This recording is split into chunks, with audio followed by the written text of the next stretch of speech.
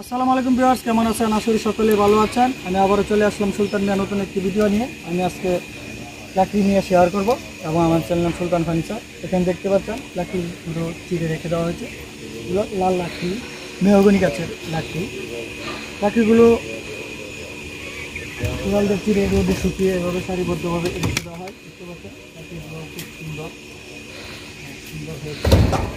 এগুলো মেহগনি গাছের লাকড়ি। এখানে আবার রয়েছে আম গাছের লাকড়ি, দেখতে পাচ্ছেন।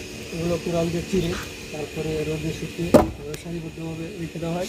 ঘরে আরও লাকড়ি আছে, আম গাছের লাকড়ি, মেহগনি গাছের লাকড়ি, ভেন্ডি বা কুড়ি গাছের লাকড়ি, বিভিন্ন ধরনের লাকড়ি রয়েছে। এবং আমার ভিডিও যদি ভালো লাগে নিশ্চয়ই লাইক কমেন্ট শেয়ার করেন। পরবর্তী নিত্য নতুন ফার্নিচার আপডেট এবং লাকড়ির ভিডিও পেতে চাইলে অবশ্যই চ্যানেলটিকে সাবস্ক্রাইব করে পাশে থাকবেন। তাহলে আমি বিভিন্ন ধরনের লাকড়ি দেখাবো। এই যে এখানে আম গাছের লাকড়ি রয়েছে, আর এগুলো মেহগনি, বিভিন্ন ধরনের লাকড়ি রয়েছে, আকাশি গাছের লাকড়ি। তাহলে ভিডিওটি উপভোগ করেন। সকলেই ভালো থাকবেন। ধন্যবাদ।